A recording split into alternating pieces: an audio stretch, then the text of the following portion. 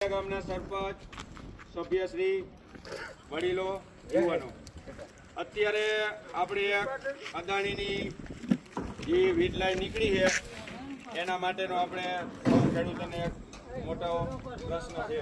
તમારે નહીં નીકળે તો હવે નીકળી ગઈ પહેલા તમારે હતી કઈ તમારે ના એમાં નથી અમારે તો સારું નથી.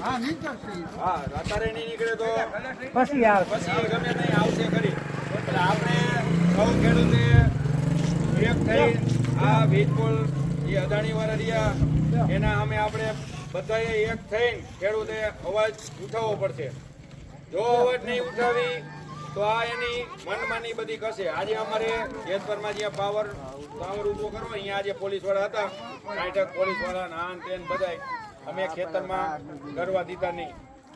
હમણાં વાંઢિયામાં એક સભા હતી જબરજસ્ત. વાંઢિયામાં ટીવીમાં આપણે જોતા હશો.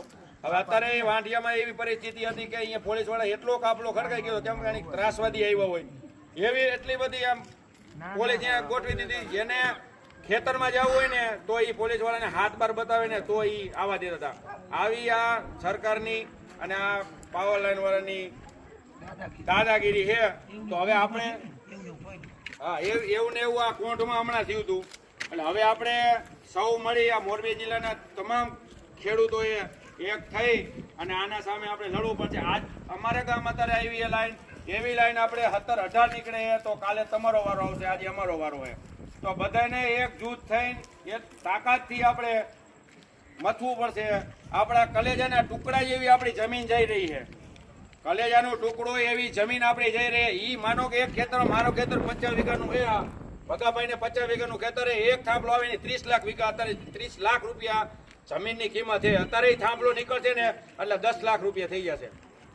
એટલે આપણે 20 લાખ રૂપિયાની ઘટે જો આપણે આ ખેડૂત એક નહીં થઈ તો જો આવી 17-18 લાઈન નીકળવાની અત્યારે એ થાંભલા એમાં ખોડી જ નાખવાના આપણે ગમે તે પણ આપણે એની અમે કોંડ ગયા હતા અહીંયા આગેવાનો એવું નક્કી કર્યું કે એક થાંભલો આપણે ખોડવા દેવાનો તો 1 કરોડ રૂપિયા આપણે લેવાય અને માસિક મહિનાનું 29,000 રૂપિયા કે 30,000 રૂપિયા ભાડું કરવું હોય. આ આપણે એના આવી લડાઈ કરવાની છે કે જેથી કરીને કા 1 કરોડ રૂપિયા અમને રોકડા આપો અને કા માસિક મહિને અમને 29,000 રૂપિયા ભાડું આપો. આવી રીતની એક આપણે એક થઈને જેટલા આપણે મોરબી જિલ્લાના ખેડૂત છે એ એક થઈને એક જૂથ સાથે આપણે લડવું પડશે. આજ અમારે છે તો કાલ તમારે છે.